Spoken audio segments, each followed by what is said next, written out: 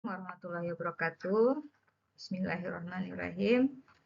Selamat datang di pertemuan 3 mata kuliah metodologi penelitian.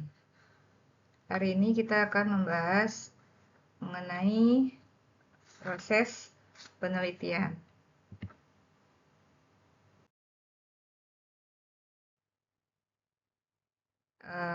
Ini poin-poin yang akan kita pelajari pada pertemuan ini. Yang pertama, gambaran umum proses penelitian, tahapan penelitian. Yang ketiga, perencanaan penelitian.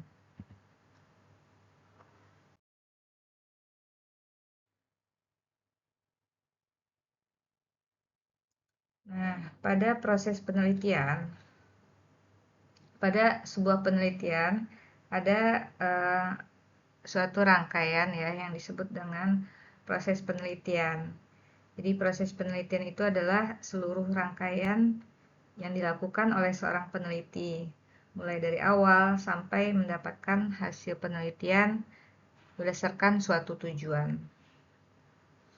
Kalau dalam konteks perkuliahan, tujuan penelitian umumnya adalah untuk menyelesaikan tugas akhir seperti skripsi, tesis, dan disertasi. Walaupun demikian, terdapat tujuan lain dalam kaitannya dengan akademik ya. Tujuan penelitian sesungguhnya itu adalah seperti untuk pengembangan ilmu pengetahuan gitu, atau untuk menyelesaikan suatu masalah suatu instansi gitu. Ya, itu untuk di dunia bisnis atau terapan. Nah, ini adalah tahapan-tahapan riset dari dari topik bisnis syariah ya, atau bisa juga ini untuk tahapan riset secara umum. Jadi ada 12 tahapan riset atau tahapan penelitian. Nanti akan saya jelaskan 12 langkah ini. Sebelumnya sebagai catatan, penelitian yang baik adalah jika selesai. Karena hal itu membutuhkan komitmen dari peneliti untuk menyelesaikannya, ya. Jadi skripsi yang baik adalah skripsi yang selesai gitu. Ternyata berasal dari ya teori ini ya, penelitian yang baik adalah penelitian yang selesai gitu. Karena tidak sedikit contoh kasus penelitian yang tidak selesai karena kurangnya komitmen untuk menyelesaikannya. Terdapat beberapa hal yang menjadi prasyarat dalam penyelesaian penelitian, diantaranya adalah yang pertama komitmen dulu ya, komitmen menyelesaikan, niat yang bulat gitu. Yang kedua ketersediaan waktu. Yang ketiga adalah ketersediaan energi dan sumber daya, termasuk di dalamnya dalam sumber daya itu adalah biaya juga ya gitu. Jadi itu prasyarat dalam penyelesaian penelitian. Selanjutnya kita bahas tahapan penelitian. Ini tahapan-tahapan ini merujuk kepada buku Sekaran tahun 2016 ya. Secara umum tahapan penelitian bisa didasarkan pada penelitian kuantitatif ya.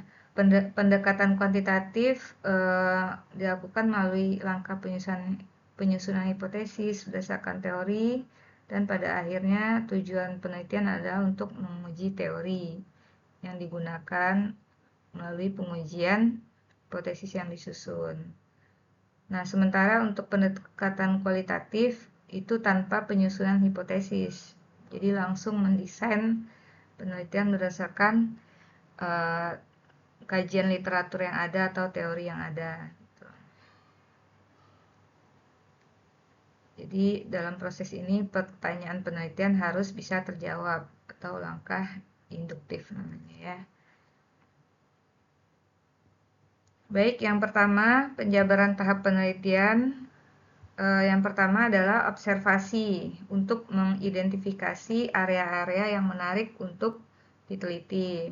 Ini bisa dilakukan pengamatan terhadap sasaran penelitian atau melihat industrinya langsung gitu ya. Misalkan bisa perbankan syariah, fintech, asuransi syariah, lembaga zakat, lembaga wakaf, UMKM gitu. Langkah yang kedua adalah pengumpulan data awal. Bisa melalui kajian literatur atau kajian pustaka atau wawancara. Wawancara ini bisa dilakukan terhadap para pelaku pada jenis industri yang akan diteliti gitu. Langkah ketiga adalah mendefinisikan permasalahan dan dalam penelitian. Jadi setelah tadi kajian literatur dan wawancara, peneliti harus bisa menemukan fenomena gap atau kekosongan penelitian atau gap research terkait ruang lingkup yang akan diteliti. Tahapan ini merupakan tahapan paling kritis dalam suatu rangkaian penelitian. Pada setiap perencanaan penelitian, peneliti harus dapat mendefinisikan permasalahan. Jadi, tanpa kejelasan permasalahan, maka langkah berikutnya juga tidak akan menjadi jelas. Banyak penelitian yang tidak mencapai sasaran atau tujuan karena peneliti tidak bisa menyatakan permasalahan secara tepat. Jadi bagian ini yang kalau untuk mahasiswa akan sering dicecar ya oleh penguji gitu. Ada masalah apa sehingga ini harus diteliti, atau ada gap research apa, ada kekosongan penelitian apa sehingga variabel ini harus diteliti. Jadi di sini harus sangat kuat karena ini adalah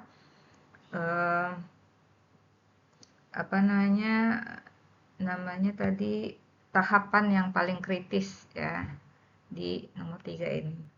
Selanjutnya identifikasi masalahnya, lakukan kajian literatur, yaitu mengembangkan pengetahuan terkait topik atau permasalahan yang ingin dicarikan solusinya, membangun landasan teori yang akan digunakan, menyusun kerangka kerja, kerangka penelitian, mengembangkan instrumen-instrumen penelitiannya, analisis yang akan digunakan gitu ya di tahap ini.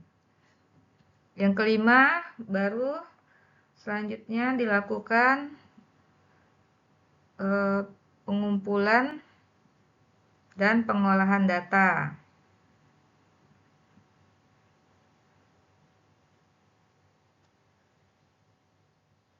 Ini yang kelima ya. Tahap ini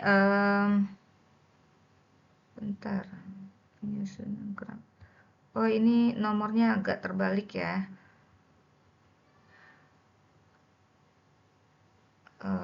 Harusnya ini yang kelima ini penyusunan kerangka pemikiran. Yang ini ya. Penyusunan kerangka pemikiran tadi setelah kajian literatur itu, kerangka pemikiran atau kerangka penelitiannya itu kalau kuantitatif sudah diidentifikasi variabel-variabel yang akan digunakan dan hubungan antar variabel, itu bisa dibuat bagan kerangka penelitiannya.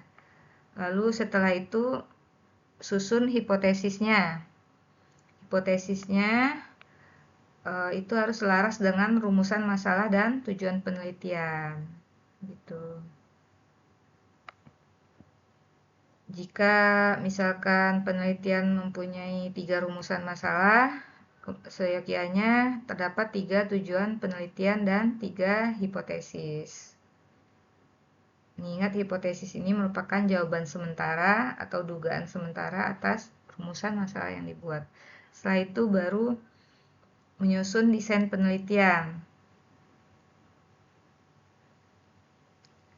Berdasarkan penelitian dapat ditetapkan jenis dan sumber data yang akan digunakan, cara teknik pengumpulan data, jumlah populasi, jumlah sampel, teknik pengambilan sampel, metode analisis data atau teknik analisis data, interpretasi data, sampai waktu yang dihabiskan untuk melakukan penelitian ya. Kalau di desain penelitian ini yaitu bab 3 metode, kalau deskripsi bab 3 metodologi penelitian ya, sampai ke detail-detailnya, data primernya apa, data sekundernya apa, kalau wawancara itu terbuka apa tertutup, kuesionernya seperti apa, dan lain-lain. Nah, setelah didesain itu di bab 3 metodologi penelitian, barulah di bab 4 itu akan melakukan pengumpulan dan pengolahan data. Setelah dikumpulkan, tahap awalnya data kalau sudah terkumpul itu dibuatkan, kalau kuantitatif itu dibuatkan statistik deskriptifnya. Nah, selanjutnya adalah yang ke-9, analisis data. Gunakan tadi teknik analisis data itu ya. Kalau misalkan pakai kuantitatif, misalkan pakai SAMPLS gitu. Lalu sampai interpretasi hasil, menafsirkan hasilnya, apakah hipotesis diterima apa ditolak gitu.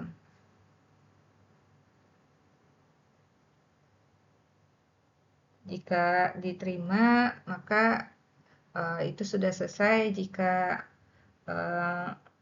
ditolak, itu harus dipengecekan kembali gitu ya, atau memang hasilnya seperti itu. Selanjutnya adalah pembuatan laporan dari penelitian ya, menyelesaikan semua penyusunan laporan sampai kepada lampiran-lampiran gitu ya, isi laporan isi pembahasan sampai lampiran, sampai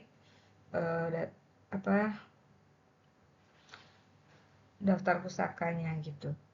Nah, selanjutnya adalah setelah penyusunan laporan, dipresentasikan laporannya. Nah, yang ke-12, jika ini terkait kepada desain terapan, itu digunakan tadi hasil presentasi untuk pengambilan keputusan manajemen.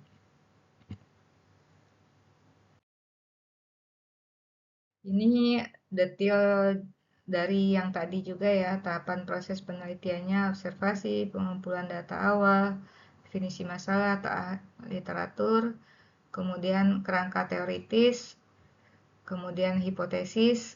Setelah itu desain penelitian itu yang di bab 3 metodologi penelitian, jenis penelitian, teknik pengumpulan data, teknik analisis data, dan seterusnya. Kemudian ini pengumpulan data, lalu analisis, interpretasi gitu kan ya. Jika dia induksi atau kualitatif, dia selanjutnya adalah tugasnya pertanyaan risetnya terjawab, rumusan masalahnya terjawab. Kalau dia deduksi atau penelitian kuantitatif, pertanyaan riset terjawab dan hipotesisnya terbukti gitu. Jika iya, buat laporan presentasi keputusan manajemen. Jika tidak, maka di cross check lagi. Kalau sudah benar langkahnya, berarti memang hipotesis ditolak gitu ya.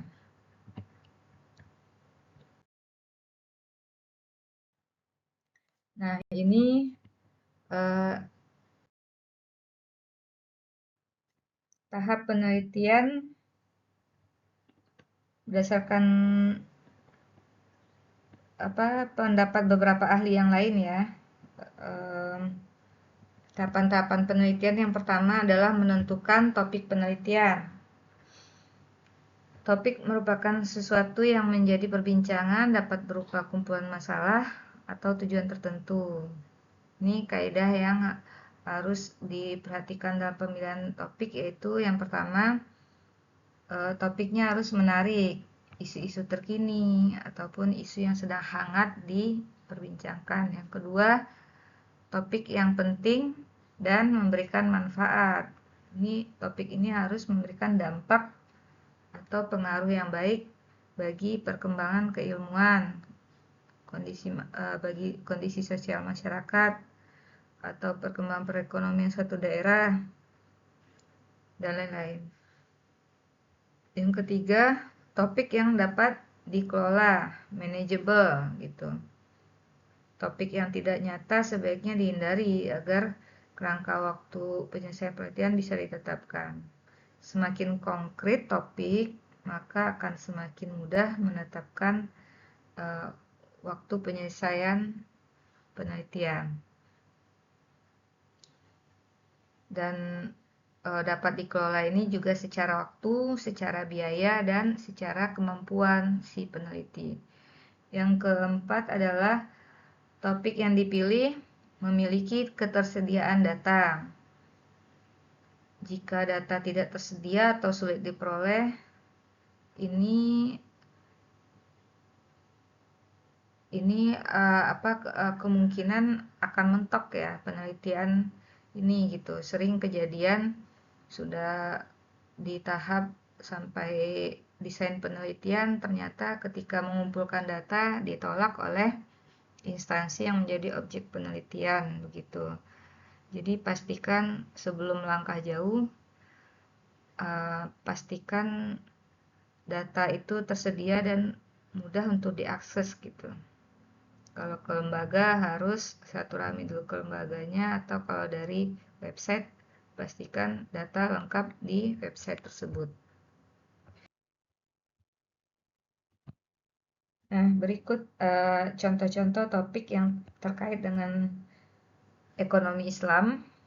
Misalkan meningkatkan peranan pemerintah dalam sistem ekonomi Islam. Topik ini dapat diambil berdasarkan permasalahan belum berkembangnya sistem perdagangan yang berbasis syariah, padahal mayoritas untuk Indonesia orang Islam.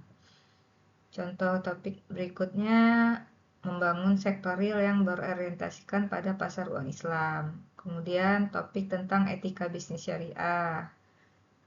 Kemudian strategi pengembangan pasar perbankan syariah atau fintech syariah, seperti itu ya.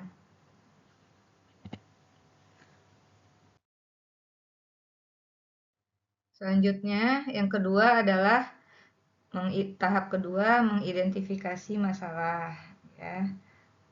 Sama dengan penjelasan sebelumnya, yaitu ini adalah tahapan yang krusial, tentukan fenomena gap-nya atau gap research-nya. Ada masalah apa pada topik tersebut. Yang kemudian yang ketiga, membuat hipotesis atau dugaan awal. Yang keempat, studi literatur, teori-teori yang akan digunakan. Kemudian mengidentifikasi variabel dan data yang akan dikumpulkan. Kemudian menentukan metode penelitian atau desain penelitian tadi itu ya. Selanjutnya, melakukan analisis hasil penelitian, yang kalau deskripsi ini ada bab 4. Yang terakhir, membuat atau menyelesaikan laporan penelitian.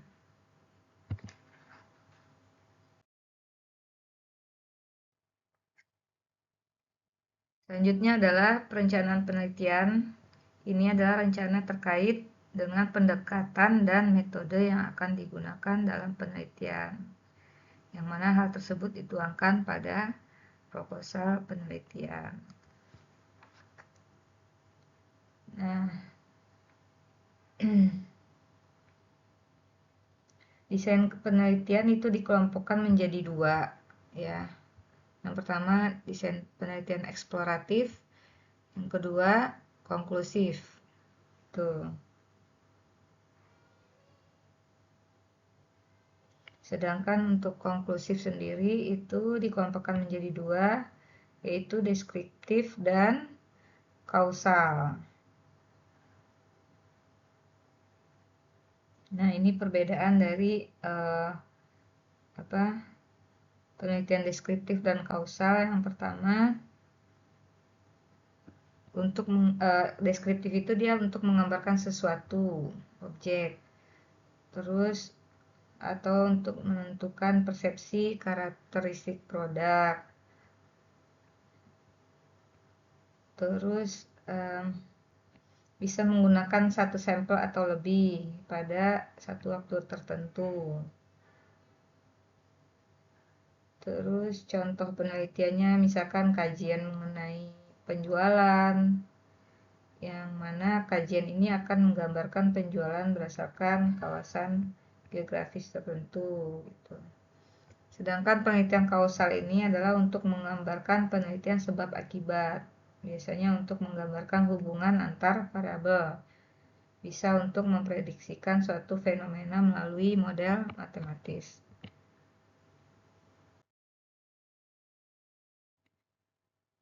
Nah, ini ya. Nah, sedangkan ini untuk perbedaan penelitian eksploratif dan konklusif. Kalau eksploratif itu tujuannya memberikan wawasan dan pemahaman terkait situasi masalah, sifatnya itu fleksibel dan tidak terstruktur, jumlah sampelnya kecil. Analisisnya biasanya pendekatan kualitatif. Biasanya dilanjutkan dengan penelitian konklusif. Nah, ini kalau penelitian konklusif itu menguji hipotesis atau hubungan antar variabel, lebih formal dan terstruktur. Banyak jumlah sampelnya banyak, harus merepresentasikan populasi. Terus analisis datanya, pendekatannya kuantitatif. Ciri lainnya dapat digunakan sebagai masukan untuk pengambilan manajemen keputusan manajemen. Penelitian ini apa pembagiannya, yaitu penelitian deskriptif dan kausal. Nah, berakhir materi kita di pertemuan 3 ini. Seperti biasa ada kuis. Cuma 2 soal. Yang pertama, jelaskan kaidah yang harus diperhatikan dalam pemilihan topik penelitian. Tadi udah saya uraikan ya. Sudah sangat jelas. Yang kedua, jelaskan tahapan yang paling kritis dalam rangkaian proses penelitian dan jelaskan alasannya. Demikian pertemuan 3 ini. Terima kasih atas perhatiannya. Assalamualaikum warahmatullahi wabarakatuh.